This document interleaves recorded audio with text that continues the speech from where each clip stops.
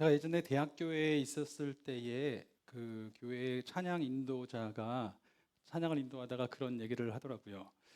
아, 내가 정말 바라는 게 있는데 그 2000년 전에 팔레스타인 땅에 예수님께서 서 계셔서 하나님 나라 복음을 전하시고 그리고 하나님 나라의 사역들을 행하시는 것을 보았던 그 자리에 내가 서 있었으면, 내가 그 자리에 함께 했으면 얼마나 좋았을까, 그러면서 그런 얘기를 하는 것을 들었습니다. 들으면서 한편으로는 공감이 돼요. 그래, 나도 그렇게 예수님을 정말 그 자리에서 그 말씀을 들으면 좋았겠다라는 생각도 해보는데, 그러면서 또 한번 생각해 보면 나는 정말 그 자리에서 예수님이 선포하시는 하나님 나라의 복음을 기뻐했을까? 난 정말 그 기쁨을 누릴 수 있었을까? 이런 생각도 해보게 됩니다. 오늘 본문 말씀은 예수님께서 성령의 능력으로 갈릴리로 돌아오셨다라는 이야기부터 시작됩니다. 예수님이 이 땅에서 하나님 나라의 복음을 전파하신 그 시간을 우리가 공생애라고 해요. 사람들 앞에 나타나셔서 사람들에게 하나님 나라에 대한 이야기를 가르치시고 하나님 나라의 모습들을 행하신 것이죠. 자, 그 시간을 예수님이 제일 먼저 세례를 받으러 나오시고, 세례를 받고 나서는 개인적으로 가셔서 광야에서 시험을 받으시고 돌아와서는 천국의 복음을 선포하기 시작하시죠. 하나님의 나라가 가까이 왔다, 돌이켜라 라고 말씀하십니다. 그리고 제자들을 이 사역을 같이 하자고 부르십니다. 자, 그리고 나서 이쯤의 이야기예요. 그때 예수님이 이제 갈릴리로 오셔서 사역을 시작하신 것입니다. 갈릴리는 이스라엘 땅의 북쪽에 있는 땅이에요. 지금은 뭐 관광지도 되고 거기에 이제 어업이 잘 되기 때문에 나름대로 번화한 도시이기도 하지만, 사실 그 당시에는 그러니까 북쪽의 국경지대입니다. 국경지대는 어떤 곳이에요? 밀려난 사람들이 사는 곳일 수밖에 없어요. 왜냐하면 외적이 침입할 때 국경부터 뚫고 들어오잖아요. 늘 삶이 불안정합니다. 어떤 일이 일어날지 모르는 곳이에요. 제가 군대에 있을 때 땅굴 탐지반에 있었어요. 그런데 저기 그 휴전선에 들어가서 있으면 거기에 땅굴 탐지를 하려고 이 육군 본부에서도 오고 뭐 군단에서도 오고 이 간부들이 그 사업에 관여하려고 들어옵니다. 그런데 오시는 분들을 만나보면 어떤 분들이냐면 다 진급에 누락된 분들이에요. 여기서 더 이상 못 올라가니까 땅굴 발견해서 2계급 특진하는 거, 이제 그거 바라보고 오시는 거예요. 국경이라는 곳, 변방이라고 하는 곳은 그런 곳이죠. 아무래도 밀려나 있어야 돼요. 그런데 그런 곳에 가서 예수님이 제일 먼저 복음을 선포하기 시작하십니다. 즉 가장 복음이 필요한 곳에서부터 시작하시는 것입니다. 그래서 스불론과 납달리의 땅에 빛이 비추었다라는 그 예언을 이루기 시작하시는 것이죠. 그런데 그곳에서 나가셔서 하나님 나라, 이제 하나님께서 당신들을 회복시키기 원하신다고, 당신들이 회복할 수 있는, 다시 일어날 수 있는 복음이 있다라고 선포하기 시작하세요. 그리고 선포하시면서 특별히 사람들이 많이 모여 있는 곳에 가셔서 복음을 전하시는데, 그곳이 회당이라는 곳입니다. 저희가 지금 120일 성경 통독을 하는데 각자 하루에 알아서 적절한 시간에 하라고 말씀을 드렸어요. 그래서 어떤 분들은 새벽 3시, 4시에 올리시는 분들도 계시고, 어떤 분들은 밤 12시, 1시에 올리시는 분들도 계세요. 민폐예요. 아니, 농담이에요. 재밌으라고 얘기했는데 저 혼자 웃어가지고 죄송합니다. 그래서 민폐가 아니고 정말 그렇게 다 올리고 계시고 너무너무 귀해요. 귀해요. 그런데 그렇게 할 수 있는 이유가 뭐냐면 지금은 다 어떤 식으로든 자기 성경을 가지고 있으니까. 그렇죠? 그런데 그 당시에는 인쇄술이 발달하지 않았기 때문에 자기 성경이 없습니다. 그리고 문맹이 굉장히 높아서 읽을 수가 없어요. 그럼 언제 읽는가? 회당에 다 같이 모이면 그 회당에 모인 사람들 중에서 글을 읽을 줄 아는 사람이 일어나서 그 성경을 읽고 그 다음에 성경에 대해서 해설을 좀 해주는 거예요. 마찬가지로 예수님이 그 회당에 가셨을 때에도 그렇게 사람들 앞에서 일어나셔서 읽어주시고 가르치신 것이죠. 그런데 그 가르침에 대해서 오늘 본문 말씀에 보면 뭐라고 이야기하냐면, 그 소문이 사방에 퍼졌고 회당에서 가르치시니 뭇사람에게 칭송을 받으시더라고 이야기합니다. 예수님이 소문이 퍼졌다는 건 뭔가 하셨으니까 퍼졌을 거 아니에요. 치유 사역도 하시고 또 가르치시기도 하신 거예요. 자, 그 중에서도 회당에서 가르치실 때에는 사람들이 칭송, 극찬을 했대요. 다른 데 보면 어떻게 칭송을 했냐면, 와, 이분의 가르침은 우리가 만난 서기관들과 같지 않고 권위 있는 자 같다라고 말씀하세요. 자, 이게 무슨 말이냐면 그 당시에 서기관들은 글을 읽을 줄 아니까 읽어서 가르쳐요. 하지만 사실 그 사람들이 이걸 제대로 해석해냈다라고 자신할 수가 없어요. 그러니까 어떻게 가르치냐면 제가 읽은 본문에 대해서 위대한 랍비 누구는 이렇게 가르쳤습니다. 또 위대한 랍비 누구는 이렇게 얘기합니다. 이런 식으로 다른 사람의 권위를 의지해서 얘기하는 거예요. 그런데 예수님은 어떻게 가르치시냐면 딱 일어나서 이 말은 이런 뜻이야. 이렇게 살아야 되는 거야. 라고 예수님이 그냥 그 누구의 권위도 비리지 아니하시고 그냥 이건 이거라고 말씀하시는 거예요. 실제로 우리가 산상수훈이나 거기서 보면 예수님이 분명히 하나님이 원하시는 삶은 이거라고 그냥 말씀하시잖아요. 그러니까 그들이 보기에 신기하다라고 생각이 되고 또 그 말씀을 듣는데 정말 복음을 쉽고 분명히 정수라고 생각하는 부분을 탁탁 찔러주시니까 놀라는 거예요. 그렇게 극찬을 받게 됩니다. 그래서 그분의 소문이 퍼지고 있는데 어느 날 예수님이 그렇게 가르치시다가 나사렛이라는 동네까지 들어가게 되시죠. 그 동네는 이제 예수님이 자라나신 곳이에요. 마찬가지로 안식일 때 사람들이 많이 모인 곳에서 예수님이 들어가셔서 이제 성경 읽을 때가 되자 예수님이 책 맡은 자에게 책 하나를 받으십니다. 그리고 성경을 읽으시는데 참고로 우리가 갖고 있는 성경은 지금 장절 구분이 다 있잖아요. 그런데 사실 장절 구분이 된 건 1000년이 안 됩니다. 1000년 전까지만 하더라도 장절 구분은 없었어요. 그냥 이사야면 이사야서 그렇게 한 번에 읽는 성경이에요. 근데 그 당시에도 두루마리니까 두루마리를 쭉 펼쳐서 딱 펼치신 곳이 어디냐면 우리가 이사야서 61장으로 구분해 놓은 곳입니다. 주의 성령이 내게 임하셨으니 이는 가난한 자에게 복음을 전하게 하시려고 내게 기름을 부으시고 나를 보내사 포로된 자에게 자유를, 눈먼 자에게 다시 보게 함을 전파하며 눌린 자를 자유롭게 하고 주의 은혜의 해를 전파하게 하려 하심이라. 자, 이 말씀은 이사야서 61장의 말씀인데 이사야서는 총 66장으로 우리가 구분을 해요. 그런데 신기하게 구분이 참 어떻게 잘 돼서 39장까지는 마치 구약 성경 39권처럼 이스라엘의 죄악에 대해서 이야기하고 하나님의 심판에 대한 얘기가 줄을 줍니다. 그러다가 40장에 딱 넘어가면 우리가 신약 성경 27권의 마태복음에서 보는 것처럼 갑자기 하나님의 위로의 말씀, 하나님이 이루실 구원에 대한 내용이 선포되기 시작해요. 위로하라, 위로하라, 내 백성을 위로하라. 이 말씀이 선포되면서 나오는데 그러다가 60장에 이르면 이제 하나님이 보내실 그리스도가 있어요. 하나님이 보내실 왕이 있어요. 이 백성들이 그 왕을 의지해서 왕의 공로로 왕의 능력으로 그들이 하나님 앞에 나아갈 수 있는 약속이 있어요. 그 약속이 이루어진 그림을 이렇게 보여줍니다.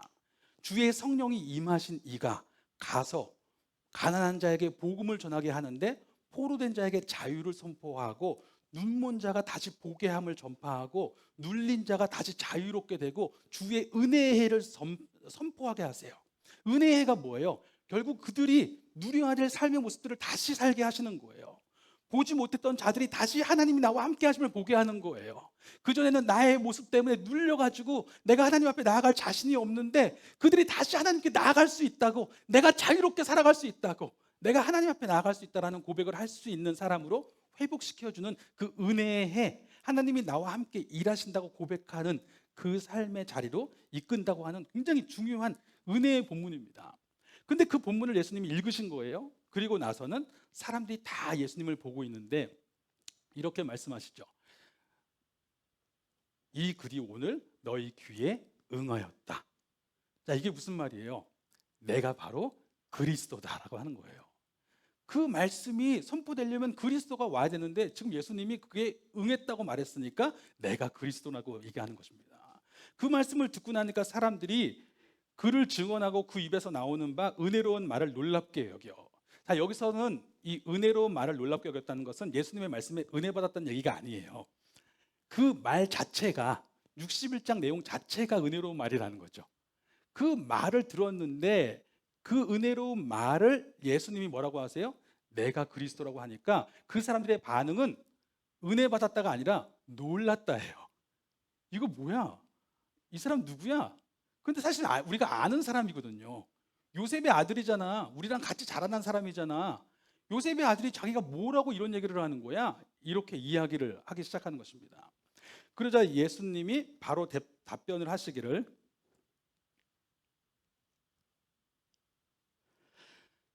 너희가 반드시 의사야 너희 병이나 고쳐라 하는 속담을 인용하여서 내게 말할 것이라고 이야기하세요.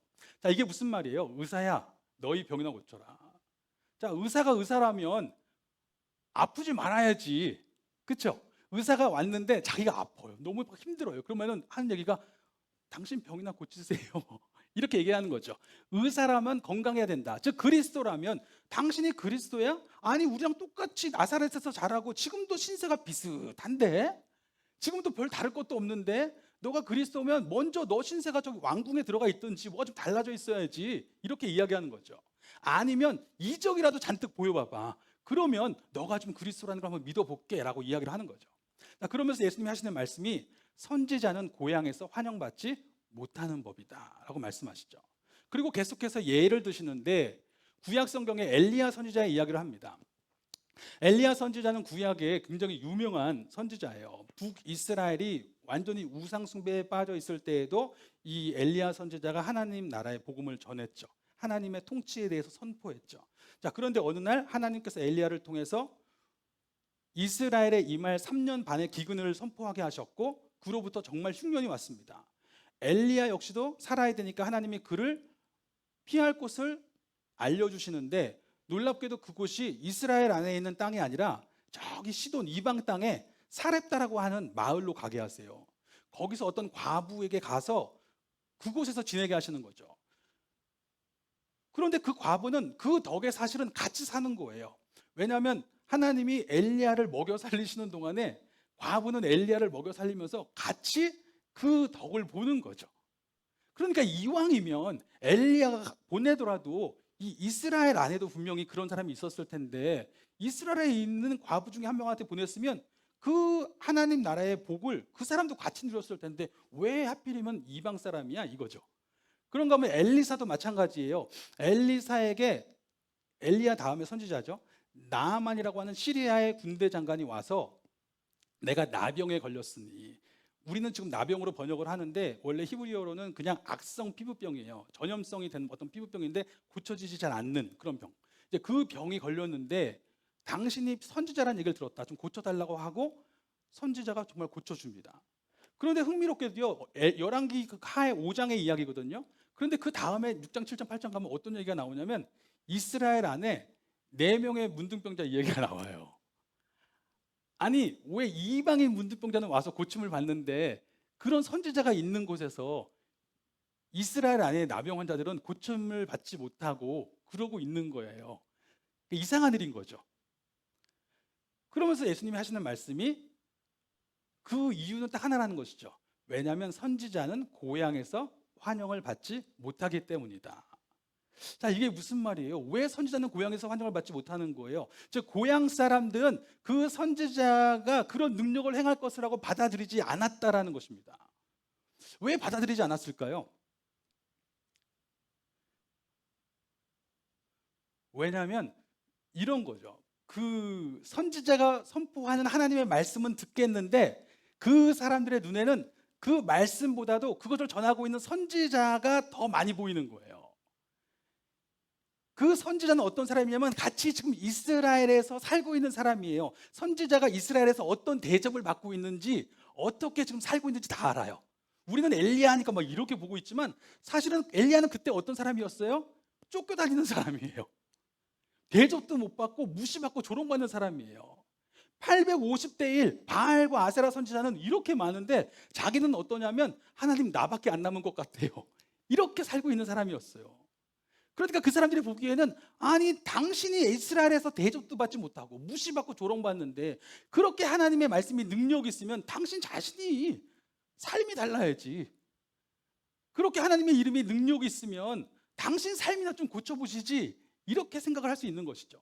그러니까 엘리야의 말을 들으려고 하지 않는 거예요. 엘리사도 마찬가지죠. 아니 그렇게 하나님의 말씀이 능력이 있으면 당신이나 이 땅에서 정말 이렇게 높아지지. 그러니까 그 전하는 사람의 조건이 보이니까 하나님의 말씀을 듣기는 듣는데 그 말씀이 자꾸 가리워지는 거예요. 사실은 우리가 말을 들을 때, 말을 전하거나 들을 때 말을 전하는 사람을 보는 것은 지극히 자연스러운 일입니다. 그리고 그것은 뭐 조금도 문제될 건 없는 이야기예요. 실제로 저도 지금 이렇게 설교를 매주 하잖아요. 그러면 설교를 할 때 어떻게 하면 설교가 잘 전달될까? 어떻게 하면 이분들이 잘 받아들일 수 있을까? 이런 고민을 하게 될 거 아니에요. 그런데 육체적으로만 생각하면 세상에서는 어떻게 이야기하냐면 어떤 연설자가 전달을 할 때 잘 받아들이기 위해서는 세 가지 조건이 충족이 돼야 돼요. 그걸 수사학이라고 이야기하는데 첫 번째 조건이 뭐냐면 로고스라는 거예요. 논리가 맞아야 돼요. 제가 말하고 있는데 논리 정연해야 이게 정말 말이 되네? 그래서 믿는 거예요. 두 번째는 뭐냐면 파토스라는 건데 제가 열정이 넘쳐야 돼요. 제가 정말 제가 믿는 거에 제가 전하는 거에 확신이 있어야 돼요. 전하고 있는데 자기도 긴가 민가 이거 아닐지도 모르는데 막 이러고 전달하면 안 믿어지는 거예요. 근데 본인이 정말 그것 때문에 막 확신이 넘쳐 있어요. 그것 때문에 자기가 정말 살 수 있다라고 막 확신을 갖고 있어요.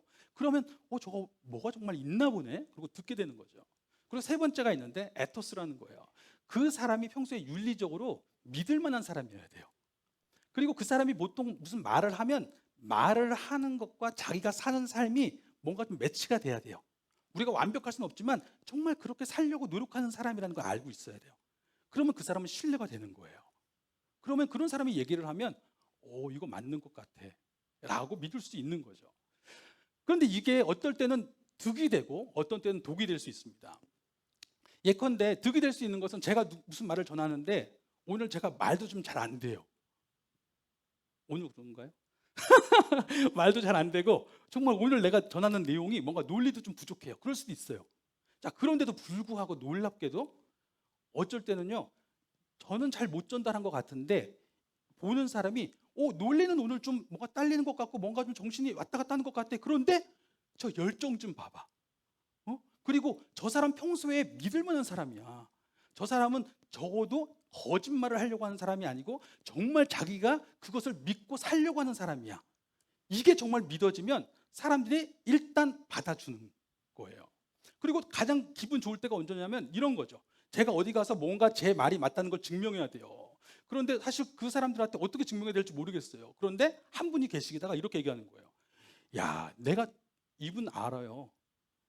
그러면서 저한테도 이렇게 예를 들어서 예를 하시면서 제가 목사님을 모릅니까? 목사님을 어릴 때부터 지금까지 봐왔는데 목사님이 어떤 성격인지 어떻게 사람인지 내가 모릅니까? 걱정하지 마세요. 저희가 다 압니다. 이렇게 이야기해 주면서 게임이 끝나는 거예요. 얼마나 좋아요. 그렇죠? 자, 그렇게 득이 될 수 있습니다. 그러나 또 다른 한편으로는 사기꾼들도 바로 그걸 이용할 수 있는 거예요. 사기꾼들이 처음에 사기칠 때 바로 가서 사기치지 않습니다. 어떻게 합니까? 신뢰를 얻어내요. 보통 그 돈 사기치는 사람들 보면 내가 100만 원 주면 20%씩 매달 줄게. 그런데 설마 20%를 어떻게 줘? 그렇게 좋은 거 있으면 자기 혼자 다 하지. 말이 안 되는데 그래도 한번 믿어볼까 하고 100만 원을 줘요. 그런데 1년 동안 따박따박 20만 원씩 매달 나와요. 이야, 이거 뭐가 됐다. 그러고 나서 어떻게 돼요? 좀 더 넣어볼까? 그때 1년에 한 1,000만 원 줘요.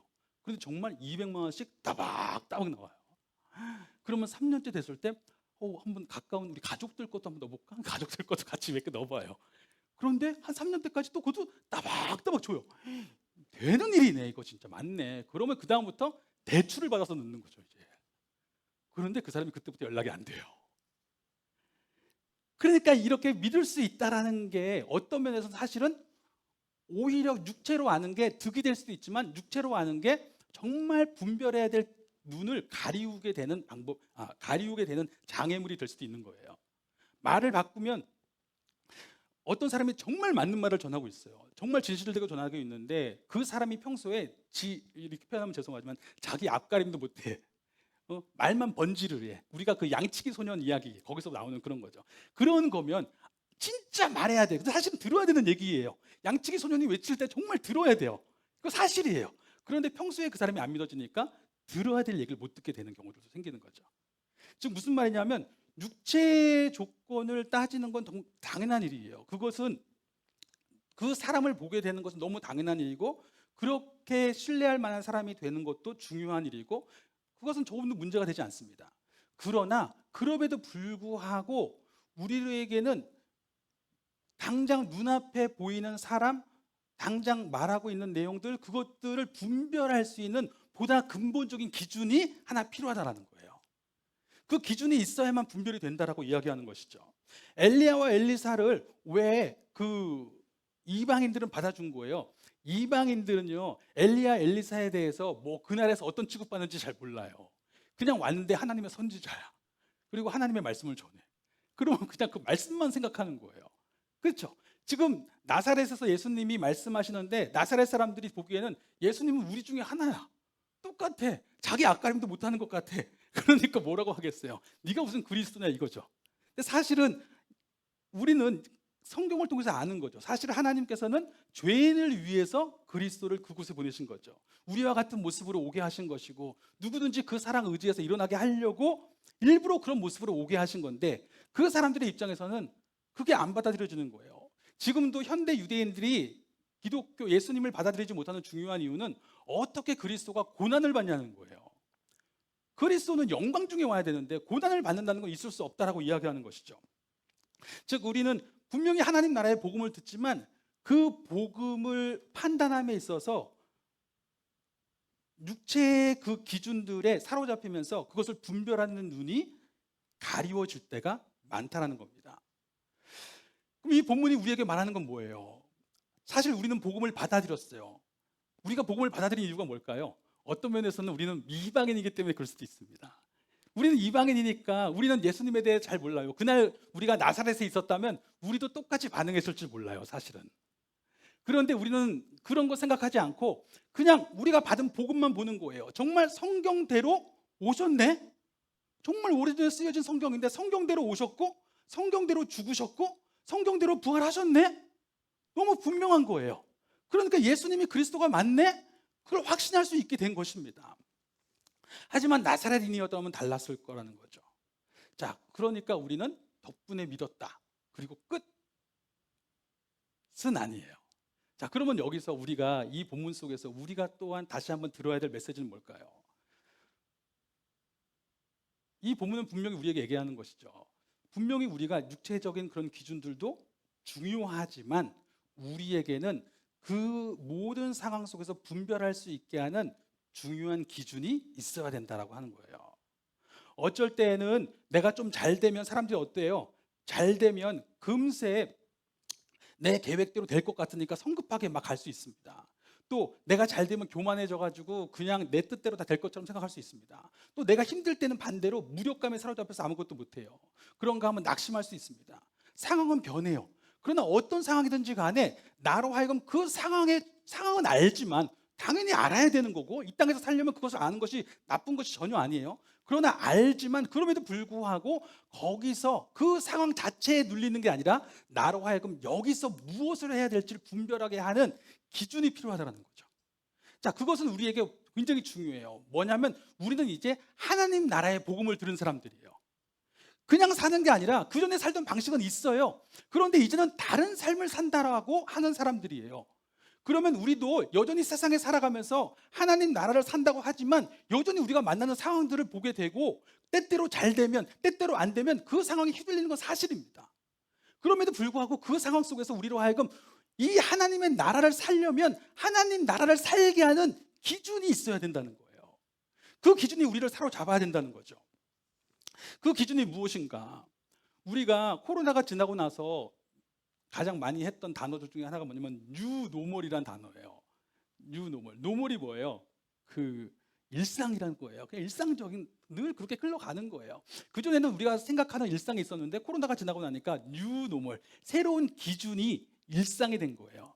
그전에는 마스크를 쓰고 다니면 저도 마스크를 이렇게 그 미세먼지 가린다고 쓰고 갔는데 어르신이 참 잘 산다. 그래서 저보고 그거 뭘 이렇게 민감하게 예민하게 반응하냐는 식으로 이렇게 막 살짝 이렇게 책망하는 식으로 말씀하신 적도 있었어요. 그런데 코로나가 지나니까 마스크 쓰는 게 뭐가 문제예요? 그렇죠? 마스크 쓰는 게 너무 당연한 거예요. 그리고 다른 사람한테 피해 주지 않는 것, 내가 그것을 막는 게 당연하게 돼버린 거예요. 그렇게 삶이 변하면 새로운 기준이 일상이 돼야 된다는 것이죠. 군대를 갔는데 군대 전에 살던 방식과 군대에서 방식이 똑같을 수 없는 겁니다. 제가 군대에서 그 훈련소에 있을 때 그 선임을 했어요. 전체 훈련병도 선임을 하게 됐는데 제가 키가 작은데 원래 할 수 없어요. 키 큰 애들만 하는 건데 제가 손을 들어가지고 왜 이렇게 큰 애들만 하냐고 막 뭐라 그랬더니 너 뭐 하던 놈이냐 그러는데 그냥 불쌍해서 시켜준 것 같아요. 그래가지고 선임을 했어요. 그래서 앞에 나가서 부대 뭐 대사님께 대하여 경대 그러면 충성 이렇게 하잖아요. 잘했어요. 그러니까 사단장이 저 때 오더니 수고했어. 딱 손을 내미시는 거예요. 그래서 제가 예. 이러는 거예요. 근데 군대 전에는 이게 문제되지 않아요. 사회에서는 어른들한테 다 이렇게 고개 숙이고 하죠. 근데 군대에서는 그건 큰일 나는 거예요. 관등 성명되고 딱 가만히 이러고 있어야죠. 그래서 저 때문에 모든 부대가 다 기합받았어요. 숙소까지 오리 걸음으로 가는 거예요. 얼마나 욕을 먹었겠어요. 막 때리려고 하고 때릴 때도 없는데.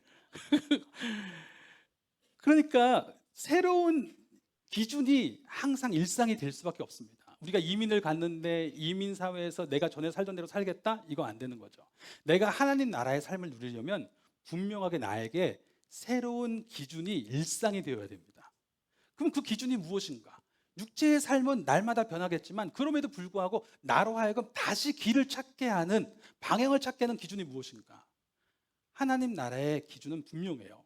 하나님 나라가 뭐예요? 하나님 나라, 그건 하나님이 다스리신다는 뜻이에요. 즉 하나님 나라의 기준은 뭐냐면 하나님이 다스리심을 인정하는 거예요.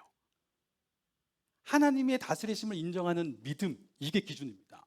어디에 있든지 간에 여기 하나님이 다스리고 계셔. 지금 상황만 보이지만 이 상황 속에 하나님 보고 계셔. 때때로 잘 될 때, 때때로 안 될 때 하나님 이거 알고 계셔. 다스리고 계셔. 여기서 나의 선택 사용하셔. 이거 분명히 아는 거예요. 또 우리가 복음화에서 받은 기준은 뭐예요? 그 다스리시는 하나님이 세상을 이처럼 사랑하사 독생자를 주셨으니 누구든지 그를 믿음으로 멸망하지 않고 영생을 얻게 하려 하십니다. 하나님이 내가 살기를 바라셔. 이게 기준이에요. 하나님이 다스리심, 그리고 그가 주신 언약이 나의 기준이에요. 하나님이 내가 여기서 일어나길 바라신다. 솔직히 저도 목회자로서 살지만 목회자로서 살 때 마음에 때때로 가라앉는 순간이 없는 것은 아닙니다. 분명히 앉아서 가만히 있는데 왜 이렇게 외롭죠? 왜 이렇게 힘들죠? 막 눈물이 날 때가 있어요. 근데 그럴 때 있는데 그 순간에 감사한 것은 제 안에, 상황은 그런데 제 안에 분명하게 고백되어지는 기준이 있는 거예요. 주님 아시죠? 주님이 다스리고 계시는 걸 분명히 알고 그 주님께서 내가 살기를 바라시지. 내가 다시 주님께서 주신 약속 믿고 그리스도의 생명으로 다시 일어나길 바라시지. 지금 내 안에 계신 성령님 인정하면서 성령님 의지하고 성령님의 일하심을 믿으면서 살길 바라시지. 오늘 내 삶의 자리에서 나를 향한 하나님의 사랑 믿고 오늘 한번 걸어보길 원하시지, 살아보길 원하시지. 그거를 믿는 믿음이 있으니까, 그 사랑 믿으니까, 그게 기준이 되니까 다시 일어나는 거예요. 그래요, 주님 내가 다시 살기를 바라십니다라고 고백하고 살아가게 되는 것입니다. 즉 그것이 우리에게 분명한 기준이 되어야 돼요. 그래서 신약에서 예수님이 오신, 예수님 안에서 회복된 하나님의 나라를 선포할 때 분명히 선지자들은 구약에서 이렇게 선포합니다. 그 나라는 임마누엘 혹은 여호와 삼마, 이렇게 이야기해요. 임마누엘이 뭐예요? 우리와 함께 계신 하나님이잖아요. 즉 그 사회는 어떤 사회냐면 그 안에 사는 사람들이 어디에 있든지 간에 무슨 일을 만나든지 간에 주님 여기 계시죠. 주님 나와 함께 하시죠. 이걸 고백하는 사회예요. 그리고 여호와 삼마, 그것도 그 뜻이에요. 여호와가 여기 계신다. 주님이 여기 계신다. 에스겔 48장에 마지막에 회복된 도시의 그림을 그리는데 그 도시의 이름이 뭐냐 했더니 여호와 삼마래요. 그러니까 거기 사는 사람들은 다 뭐라고 얘기하냐면 주님 여기 계셔. 주님 여기 계셔. 나와 함께 하셔. 주님 나를 보고 계셔. 나를 살리길 원하셔. 이걸 계속 고백하는 사람들이에요. 그게 일상이에요. 그게 노멀이 된 삶을 사는 것입니다. 다니엘이 포로로 끌려갔어요. 끌려가서 바벨론에 가서 살아갈 때에 어떻겠어요? 내 나라가, 나는 이제까지 하나님이 제일 강한 줄 알고 이렇게 살았을지도 몰라요. 귀족으로서 자라면서 나름대로 자기가 잘 사니까 다 잘 된 것처럼 생각했을지도 모릅니다. 그런데 포로로 끌려갔어요. 이게 뭐지? 정말 무력하게 그 포로된 환경에 사로잡혔을 때에 거기서 다니엘은 이제 내가 어떻게 살아야 되나? 여기서 어떻게 살아남아야 되나? 바벨론 사람들의 요구 조건을 내가 어떻게든 맞추려고 막 살아가야 되는 것처럼 보일 수 있습니다. 그리고 실제로 다니엘의 삶을 보니까 그렇게 사는 것 같기도 해요. 정말 열심히 삽니다. 그곳에서 잘 섬겨요. 그런데 이상하게 그렇게 잘 사는 것 같다가도 어떤 일을 만날 때 다니엘에게는 항상 선을 긋는 자리가 있었어요. 흔히 우리가 말하는 대로 마지노선이에요. 여기가 마지노선이야. 여긴 못 넘어. 이렇게 얘기하는 거예요. 그게 뭐냐면 다니엘은 당신들이 볼 때는 내가 열심히 사는 게 모범적인 시민이 되려고 혹은 여기서 성공하려고 이렇게 사는 것처럼 보이죠? 그러나 나는 그것 때문에 이렇게 사는 거 아닙니다. 나는 주님이 다스리심을 인정하기 때문에 이렇게 사는 겁니다. 나는요, 당신들이 나를 끌어왔다고 생각하죠? 아니요. 그것도 우리 하나님이 허락하지 않으시면 안 되는 거예요. 다니엘서에 어떻게 고백하냐면 하나님께서 느부갓네살에게 예루살렘을 넘기심에 이렇게 이야기합니다. 주님이 우리를 넘기셨기 때문에 당신이 우리를 차지한 것뿐이지 당신들이 하나님보다 강하기 때문에 우리가 온 게 아니라는 겁니다. 즉 나는 하나님이 나를 여기 보내신 거예요. 당신들은 그렇게 생각하지 않을지 모르겠지만 나는 보냄받은 것이고 보냄받았기 때문에 하나님께서 이 자리에서 나에게 원하시는 삶이 있다라고 고백하는 것이죠. 나를 보낸 이 자리에서 여기에 사는 사람들이 잘 살 수 있도록 그들을 섬기는 일을 맡게 하시는 걸 수도 있고 그들로 하여금 그들 앞에서 하나님을 인정하는 사람이 어떻게 사는 것인지를 보여주는 모습일 수도 있고 그것을 통해서 나도 살고 남도 살리는 사람이 되려고 하나님이 나를 여기 부르셨기 때문에 난 이렇게 사는 것이지 내가 단순히 당신들의 조건을 따라가는 게 아닙니다라는 것을 분명한 선으로 정해놓는 것이죠.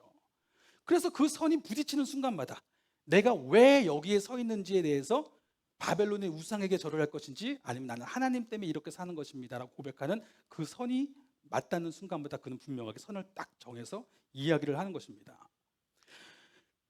우리가 영적 전투라고 이야기할 때에 어떻게 보면 이제 귀신과의 싸움, 귀신이 나타나서 막 싸우는 이런 생각들을 하실 수 있어요. 그러나 그런 부분도 있을 수 있겠죠. 그러나 영적 전투는 그 사단이 무엇을 하는 거예요? 우리로 하여금 바벨론의 세계관에 사로잡혀 살아가게 하는 거예요. 이 물질이 전부인 것처럼 육체가 전부인 것처럼 그렇게 살아가게 만드는 것입니다. 그게 사단의 공격이에요. 바벨론을 경배하고 바벨론을 통해서 그들에게 속삭이는 사단의 음성을 듣게 하는 것이죠. 그러나 영적 전투는 뭐냐면 그러한 바벨론 속에서 예루살렘의 세계관을 지키는 거예요. 하나님이 다스리신다고. 하나님을 인정하는 믿음을 지키는 것입니다. 그리고 그가 주신 언약을 믿는 믿음을 지키는 거예요. 우리가 왜 주일날 이렇게 모입니까? 우리가 왜 말씀을 읽고 왜 기도를 합니까? 그거 하고 나서 이게 종교 규례이기 때문에 그 다니엘이 하루에 3번씩 기도를 꼭 했다고 이야기해요. 다니엘이 왜 그렇게 했어요? 그게 규례니까. 그렇게 안 하면 하나님이 뭐 책망하실 것이니까, 심판하실 것이니까. 근본적인 이유는 뭐냐면요, 주님을 인정하는 믿음에 깨어있기 위해서예요. 다니엘이 그렇게 한 이유는 주님을 인정하는 믿음으로 살아가기 위해서예요. 바벨론을 살아가면서 아침부터 저녁까지 우리 다음 세대 교육에서 참 힘든 게 뭐냐면 월요일부터 토요일까지 하루 종일 학교에서 맨날 그거 듣고 그 다음에 가정에서 세상에서 맨날 듣는 거 우리 자녀들만 해도 비슷해요. 그렇죠? 맨날 듣는 음악 듣고 맨날 보는 거 듣고 학교에서 배우는 거 배우는데 그러고 나면 그냥 그게 전부인 것처럼 보이는 거죠. 그런데 그런 속에서 주일날 1시간이지만 교회에 와서 하나님에 대해서 눈을 뜨는 거예요. 하나님이 다스리신다는 것, 거기에 근본이 있다는 것에 대해서 깨어있게 하려고 주일 예배도 드리고 매일같이 말씀을 읽는 이유도 매일같이 우리가 기도하는 이유도 내가 서 있는 이 자리에 주님이 다스리신다고 고백하는 삶을 살 수 있게 하려고 우리가 그 모든 것들을 하는 것입니다. 그런 의미에서 이 자리가 중요한 거예요. 그러니까 중요하지 않다는 게 아니라 중요한데 왜 중요한지를 알아야 되는 거예요.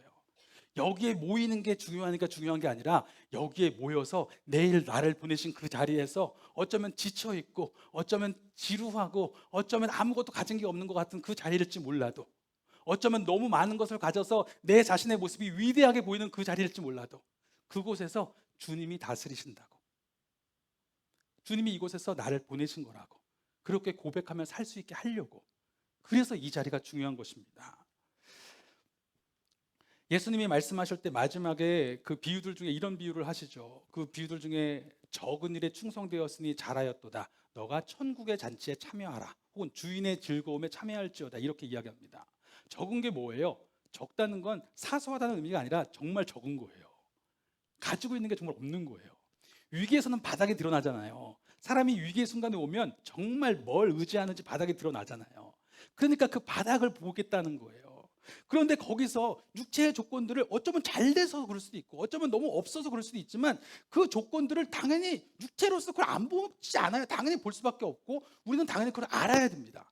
그러나 그럼에도 불구하고 무엇이 나로 하여금 결정하게 하는 가장 근본적인 기준이 되는지를 보는 거예요. 적은 일에서 정말 없는 것 가운데서도 그 사람이 결정하는 것이 주님을 인정하는 믿음이 그를 이끌고 있다면 주님이 그렇게 말씀하시는 거죠. 적은 일에 충성하였다. 주님을 인정하는 믿음이 있기 때문에 뭘 해요? 주님께서 원하시는 일을 해나갈 수 있는 거죠. 그런데 그렇게 하는 게 중요한 게 뭐냐면 믿음으로 그렇게 일을 하니까 주님이 원하시는 것을 물으면서 그냥 육체로만 생각했을 땐 도저히 할 수 없는 일들을 하게 되는 거예요. 선택들을 세상과는 분명히 다른 선택들을 하게 되는 거예요. 그러니까 다른 선택을 하면 사실 말이 안 되는데 그러니까 하나님께서 어떻게 일하시는지를 보는 거예요. 천국 잔치에 참여할 것이다. 주인의 즐거움에 참여할 것이라는 것은 너가 오늘 이렇게 살았으니까 죽고 나서 봐. 이런 얘기 하는 게 아니라 물론 죽고 나서도 하나님과 함께하는 삶을 저는 당연히 믿죠. 그런데 분명한 것은 뭐냐면 지금 내가 주님을 인정하는 믿음으로 주님의 언약을 인정하는 믿음으로 내가 오늘 일어나고 내가 오늘 해야 될 일을 선택하니까 그 선택을 통해서 하나님이 어떻게 일하시는지를 보는 거예요. 주인의 즐거움을 보는 거예요. 주님께서 어떻게 그 시간을 통해서 이기게 하시고 어떻게 그 시간을 통해서 일하셔서 내가 결국 축복의 통로가 되게 하시는지 그것까지 보게 되는 것입니다. 감사한 것은 저희가 주님의 장막을 짓는다는 고백을 할 때에 결국 그 고백의 핵심은 그거예요. 내가 어디에 있든지 간에 그 모세와 여호수아를 주님이 부르실 때에 천사를 그러니까 떨기나무에서 말씀하시고 또 이제 군대 장관을 통해서 말씀하실 때에 너의 신을 벗어라 여기는 거룩한 곳이다라고 말씀을 선포하시죠. 그런데 그 말은 그 사람이 서 있는 그 자리가 정말 특별한 자리라서 거기가 신의 산이라서 너 신발 벗어 이렇게 얘기한 게 아니라는 거예요. 거기가 강대상이라서 신발 벗어가 아니라 신발을 벗는다는 의미는 뭐냐면 주인을 인정하는 거예요. 너가 주인을 인정하는 이곳이 거룩한 땅이에요. 나를 인정하니? 이 얘기 묻으신 거예요. 나를 믿니? 이렇게 말씀하신 거예요. 중요한 것은 내가 주님을 인정하는 믿음을 고백하는 그 자리에, 즉 그렇게 주님의 장막을 짓는 그 자리에 내가 그 믿음을 고백하는 그 자리가 그렇게 고백함을 통해서 주님의 장막의 삶이 시작된다는 거죠. 그러니까 주님의 장막을 짓는다는 것도 다름이 아니라 삶의 자리에서 그 자리에 계신 주님을 인정하기 시작하는 거예요. 그리고 그 언약을 인정하는 거예요. 그래서 그리스도의 이름으로 들어가는 겁니다. 그래서 성령님의 함께 하심을 인정하는 거예요. 성령님 좀 나와 함께 하시죠. 나와 함께 하십니다. 나의 지혜로 할 수 없습니다. 나의 능력으로 할 수 없습니다. 내 계획대로 길이 가는 거 아닌 거 압니다. 주님 내가 온 힘을 다할 힘도 주시고 온 힘을 다하겠으나 그 계획을 그 힘을 그 지혜를 주님이 이끌어 주세요. 성도님 나와 함께 해주세요 하고 기도하면서 가는 것이고 그리고 가면서 만나는 당장의 성과들에 우왕좌왕하는 게 아니라 주님의 선하심을 믿고 힘있게 끝까지 가는 거예요. 그리고 그 걸음을 하나님이 분명히 쓰시는 겁니다. 우리 정한 형제라고 지금 못 나왔지만 파주에 가서 근무를 하다가 이제 가끔 한 번씩 와요.